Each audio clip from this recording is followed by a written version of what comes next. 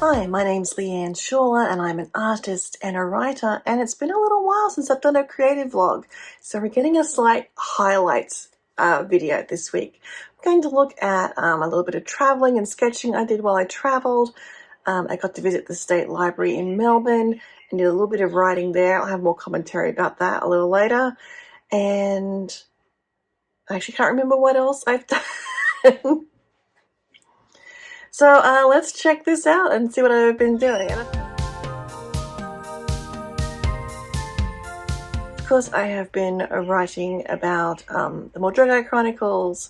It's my new series that I think by the time you've seen this, it will have started.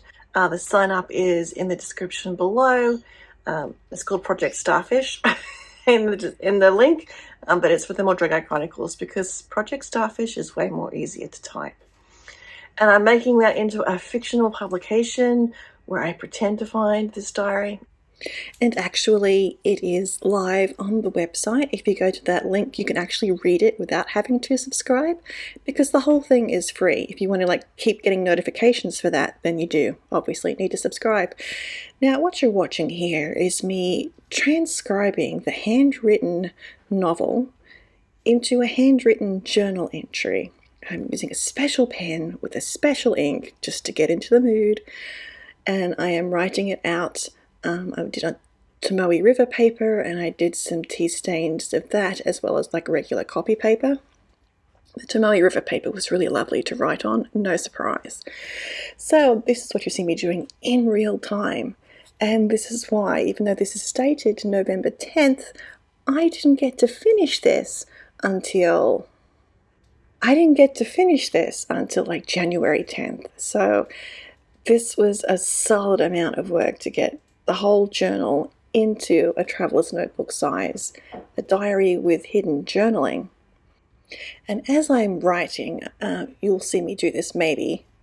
This is in real time, so I don't know when we get to do an edit here. I move to my left and make a little note and then keep going.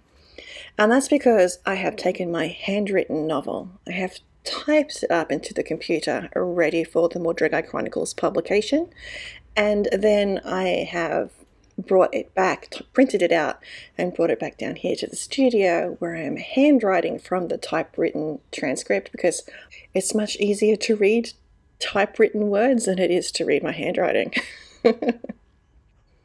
And then I take that journaling, I hide it away in a pocket on the page, or I make a pocket out of 2 pages, and that's what's become the journal. I'm going to be doing a full flip through towards the end of book 1's release over on the Môrdreigiau Chronicles, so you can see all the pages and have a good look.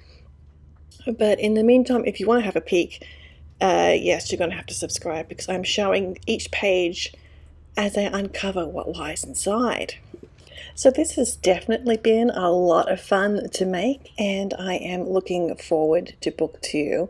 I'm also trying to do a few workarounds on book 2. I didn't love this, having to handwrite things twice and type them once for a total of 3 times. It felt a bit too much like school detention would be. So I think my goal is to find some handwriting fonts and just put it straight in and print them out to size. That's the current thinking. But all my bookmaking and preparation was put on hold as we went on a little trip, and part of that trip was to be here in Melbourne. I'm walking through the Block Arcade, as you can see, in Melbourne. It's a beautiful old arcade. And my focus for this particular day trip, I was by myself, was to find a whole bunch of stationery shops, a tea shop, which I also found, and what was the other thing? Oh yes, and to meet up with a friend. And I also, as I had to wait for my friend to come into the city from the suburbs, I knew I needed to spend some time not doing anything, so I thought, what a great time to review what's in book 2 and see where I was at and start some writing. And that's what I did. But first, the stationery tour. First stop was Bookbinder's Design in the centre of Melbourne. So much stuff to look at, so much good stuff, so much ink, oh my goodness. I just did spend a small fortune here. Not gonna lie. I got a dip pen, some ink, I got a folder. So yes, and then my next stop was Milligram. I'd hoped to find some Hobonichi cousins or wigs or something in here. They had two things, so that was not a great stop for me. They have lovely pens and stuff, but not much else. And here is just a high view of the tea room.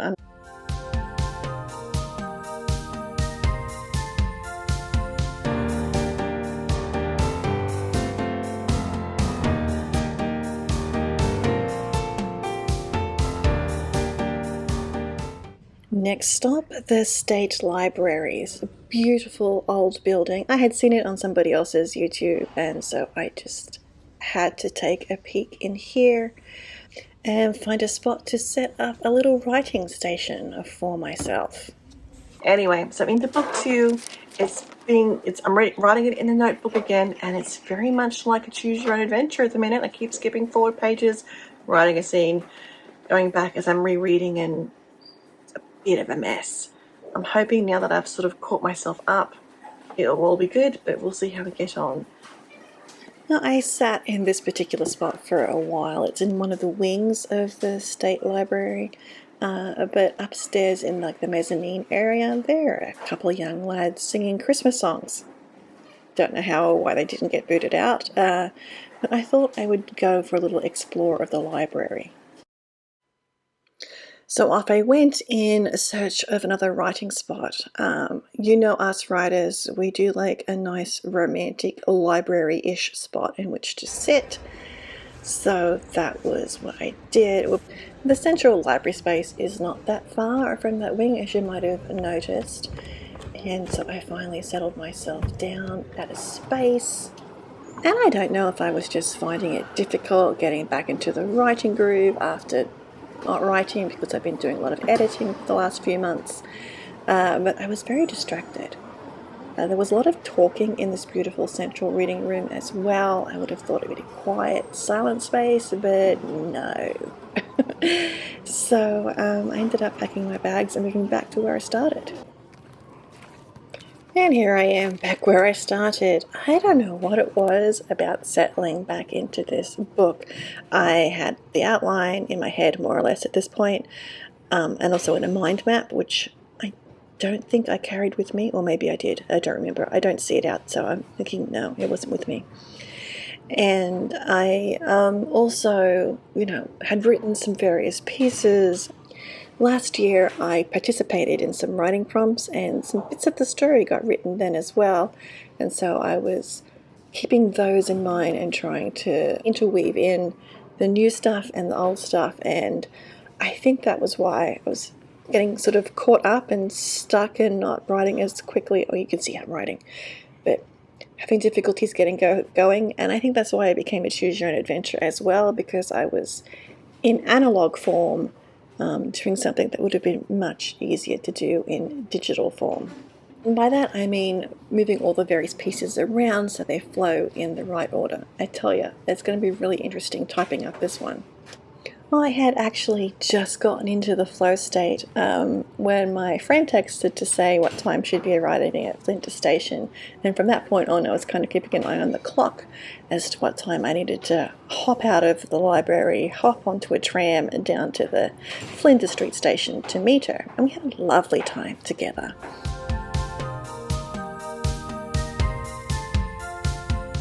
And 2 days later, I tested positive for COVID and spent my days, the last 2 days of the cruise, in fact, in our lovely cabin, of which you see a glimpse of here, and I am back into the writing. I'm in a fountain pen now, which I think actually helped quite a bit with the writing, and you can see all the little tabs of all the edits that I've made for book 1.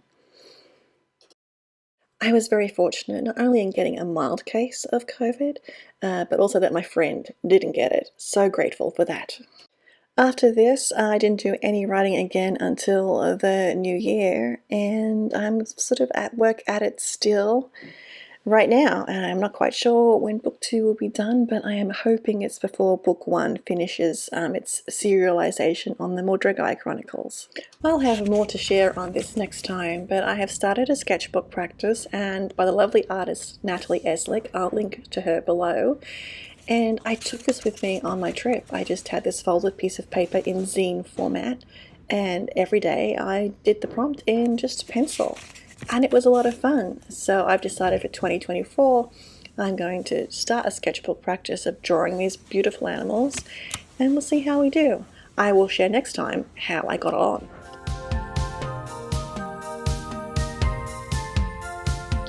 Yep, brought a dollhouse.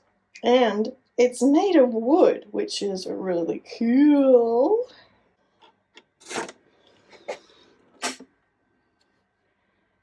Alright, my plan for this, the heroine, it's her house. So I have 5 rooms to play with. And there's a bunch of dolls that, you know, I could dress in Regency gear. No one would say me nay. And then he's open.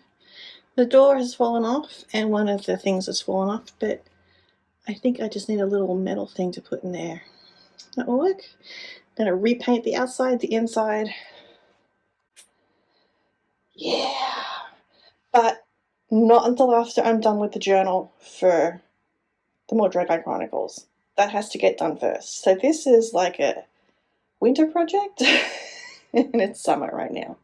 Thank you for watching this creative vlog. I hope you enjoyed taking a little peek into somebody's creative life as a writer and an artist. And as usual, please like this video, subscribe if you haven't subscribed already, and if you want your notifications to go nuts, and then click that notification bell as well. If not, just be sure to come back and check the YouTube. I will see you next time here on the channel.